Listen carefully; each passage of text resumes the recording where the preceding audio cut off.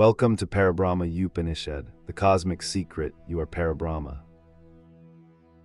Then the distinguished householder Shaunaka, having respectfully approached the venerable Pippalada, a descendant of Angiras, asked him, "Do beings truly reside in the divine city of Brahman, and how are they created? This is indeed the magnificence of the eternal self. This all-pervading greatness, though singular, appears to be manifold. So who exactly is this being?" To him, Pippalada replied, "What I am about to reveal to you is the ultimate truth. The highest knowledge of Brahman, superior even to what the gods and vital life energies comprehend. In the city of the supreme Brahman, that which is immaculate, indivisible, luminous, imperishable, and utterly pure, shines forth. He governs all, much like a bee collects honey without defiling the flower, remaining in his own abode, untouched by actions. The one who engages in actions experiences their fruits, just as a farmer reaps what he sows. A person who understands the true essence of action performs it accordingly. Therefore, one should always act only after knowing the core principle of that action. Who, being entirely unique, casts this net of creation. No one can draw him back, no one can diminish him." There are 4 deities associated with the life force. In deep sleep, all these subtle energy channels are like an eagle in the open sky. Just as an eagle, having soared through the sky, returns to its own home, its nest, that's how deep sleep is described. In this state, both the individual self and the supreme self are present everywhere within the supreme golden sheath. This immortal essence flows through 3 vital channels. Its Brahman has 3 aspects. Once it has arrived here, it remains. Elsewhere, it is also said that both the individual self and the supreme self are present everywhere within the supreme golden sheath. Just as Vedanta, even when struck with a stick, does not react or depart, similarly, one whose actions are dedicated to sacred rituals and public welfare is not tainted by the good or bad results of those actions. Just as a desireless child spontaneously experiences joy, so too does this divine self in the dream state instinctively move towards joy. The Veda itself is the supreme light. It is by that light that the light within me is similarly gladdened. That supreme state is reached when the mind delights in the supreme self. Pure radiant form originates from the Lord. Again, by that very same path it returns to the dream state. Like a leech, an apparently useless desire arises from the Lord, by which the self finds delight to that extent. When considering the higher connection and the lower connection, the supreme does not abandon the lower. When the 8 parts of the head are thus joined, that which hangs down like a breast is considered the source of the senses and the source of the Vedas. Here, even in the waking state, one who has gone beyond good and bad is not tainted by good or bad actions. This divine being is the grace of the other divine being, the inner controller. The unattached consciousness form, the pure Russia. The Swan is the supreme Brahman, not merely the vital breath swan. Is the individual soul. The primal deity reveals this. How is this revealed to one who knows it? It leads the individual soul to attain the state of Brahman. Purity or sattva is truly the inner sacred thread and top knot for an individual. For a Brahmana who genuinely seeks liberation, wearing these symbols means cultivating such internal spiritual qualities. The externally visible top knot and sacred thread, on the other hand, are for the householder dedicated to ritualistic actions. The true nature of this inner sacred thread is not a physical cord, but a subtle, unmanifest merging with one's inner essence, akin to an invisible thread that connects deep truths. It is neither real nor unreal, nor a combination of both. It is neither distinct nor non-distinct, nor a mix of the two.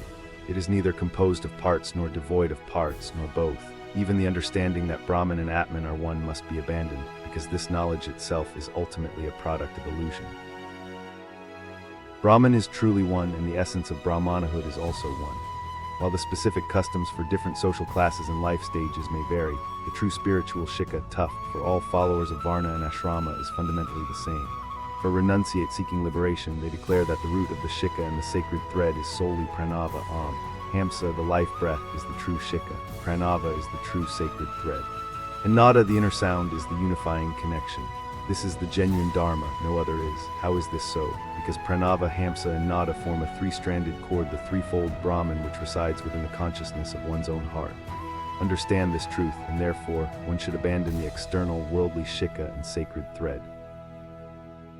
A wise person, after completely shaving their head, including the traditional top knot, should abandon the outer sacred thread. They should recognize that the imperishable supreme Brahman is the true thread to be held within. To put an end to the cycle of rebirth, one should constantly reflect on liberation.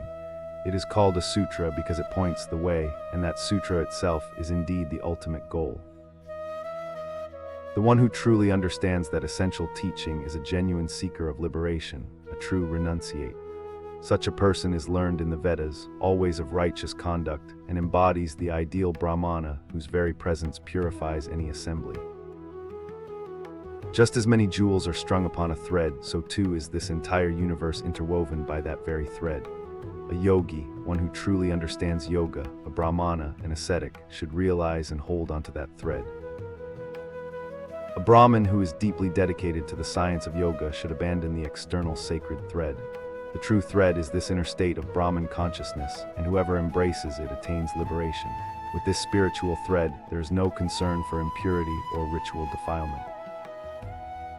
For those whose inner being is threaded with wisdom, and for whom knowledge itself is their sacred thread and their sacrifice, they are truly the ones in this world who understand the profound principles, and they are the genuine wearers of the sacred thread. For those whose spiritual mark is knowledge, who are firmly dedicated to it, and whose sacred thread is knowledge itself, they proclaim knowledge alone to be the ultimate purity. His true shikha isn't an external thing, instead, like a flame of fire, it's one made of knowledge. Such a wise person is truly called a shikai, not just those who merely wear a physical tuft of hair. Those who are qualified for various duties, be they sacred Vedic rites or ordinary worldly affairs, yet live merely by posing as Brahmanas just to fill their bellies, such individuals will repeatedly find themselves in hell, birth after birth. A wise person should wear the sacred thread draped from the left shoulder to the right hip. It is imbued with the threads of truth, profoundly significant both inwardly and outwardly, and its length should extend from the navel up to the Brahmarandra, the spiritual aperture at the crown of the head.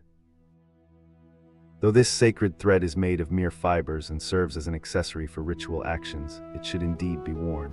However, complete Brahmanhood belongs only to the one whose top knot is truly made of knowledge, and whose sacred thread is similarly imbued with it. For others, there is no Brahmanhood at all. This sacred thread is truly the ultimate support and refuge. The wise individual who wears it achieves liberation. A Brahmana who is fully aligned with the sacred thread's spiritual significance, both inwardly and outwardly, is qualified to renounce. But one who merely wears the sacred thread without that deeper commitment or readiness is certainly not fit to become a renunciate. Therefore, anyone truly desiring liberation, any genuine seeker, should strive with all their might. They should discard the outer, ritualistic thread and instead wear the inner thread of spiritual understanding. One should disregard the external, worldly identification with things like the sacred thread and the top knot. Instead, embrace the inner spiritual identity rooted in the sacred syllable Om and the liberated self, the Hamsa, as the true path to liberation. So declares the revered sage Shaunaka in this Upanishad. Thank you for watching. Please subscribe to VedaSeek and like this video for more sacred wisdom.